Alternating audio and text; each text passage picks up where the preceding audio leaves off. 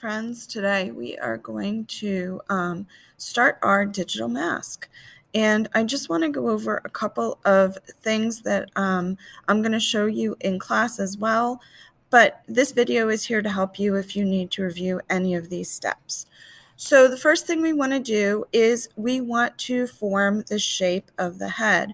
And there's two ways that we can go about doing that. The first one is we can use the shape tool. Go up to the shape tool, select a shape that is similar to the shape of your head. I'm going to start with an oval. I'm going to make myself an oval, and you'll notice the difference between this shape and this shape is that I have a pointy chin here, and here I do not. In order to add that pointy chin, I'm going to add a second shape. So I'm going to go back to the shape tool, and this time I'm going to actually select a triangle, which I know sounds funny, but just bear with me. And I'm going to take this triangle, I'm going to flip it upside down, and I'm going to expand it. And when I do this, move it up a smidge maybe. Oh, maybe I need to move this up a little.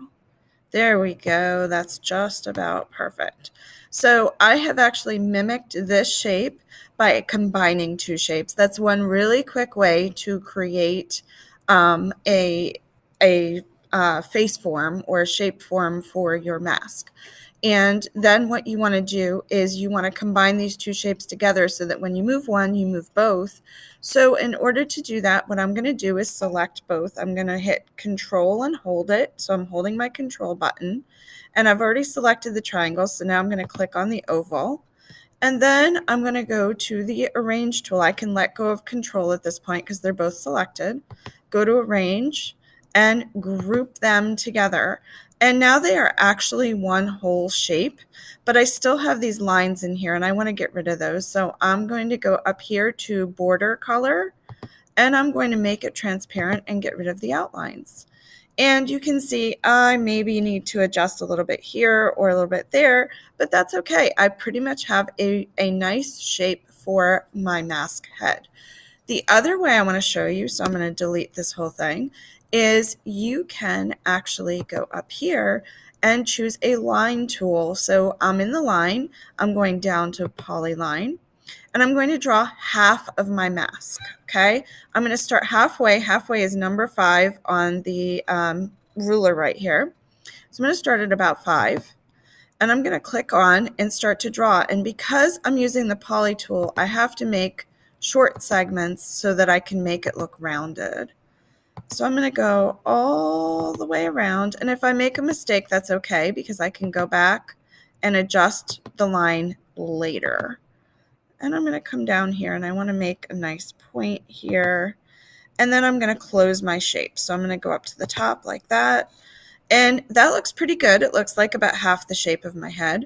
I think I'm going to have to adjust this a little, but let me check. So I'm going to go to my select tool. Yep, see how this line isn't straight right here?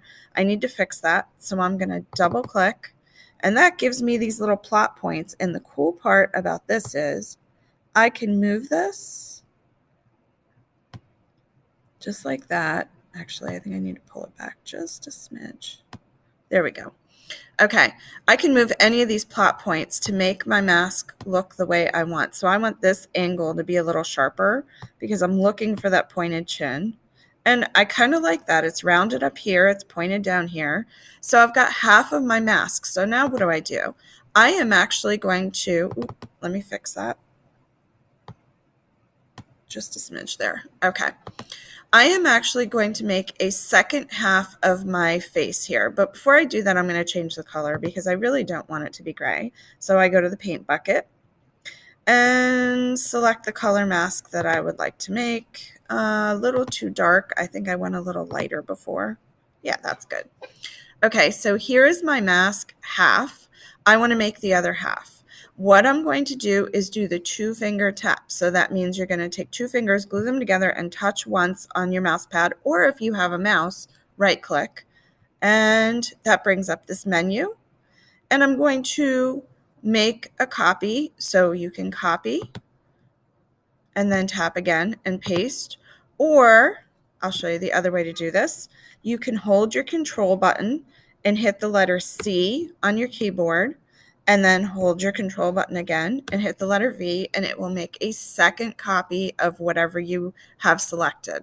So I've got two halves here, but this half is facing the wrong way. So I'm going to rotate. So I'm going to do my 2-finger single tap on my mouse pad, and I'm going to go to rotate right here. It's about halfway down, and I want to flip it horizontally. So I'm going to make this whole thing flip over like a pancake. Flip, and now I have two halves, and I can move this one over and line it up with the first one like that. Now I do have a gap here, and again, I can fix that by fixing these plot points, double clicking and moving the plot points. And fix this one. And you can pretty much, between this and the other, you can pretty much make any shape mask that you want to make. All right, so I have fixed my plot points. I need to get rid of my outline. So let me see, make the borderline transparent, do that on this side, transparent, and let's see how it looks. It looks really good. I'm happy with it. So I'm going to glue it together. That means I want the two pieces to become one. Hold my control button again, select one side, keep that control button pushed, select the other side, and go to arrange and group. And now this is one giant piece. So if I move this around, it's not going to split into two pieces again. I am good to go. And this is a great tool because we can use this while we create our eyes later today. You can use that for any feature that you make if you want to copy and paste it. If you create something like you put together these eyes and you make one and it looks really good, don't make it a second time. Group it and copy it and paste it. If you need to see any of these steps again or review them, you can rewatch this video as many times as you need to. You can ask me to do a demonstration in class, or you can look at the slides in your assignment. I hope you guys have a great day and enjoy making your mask.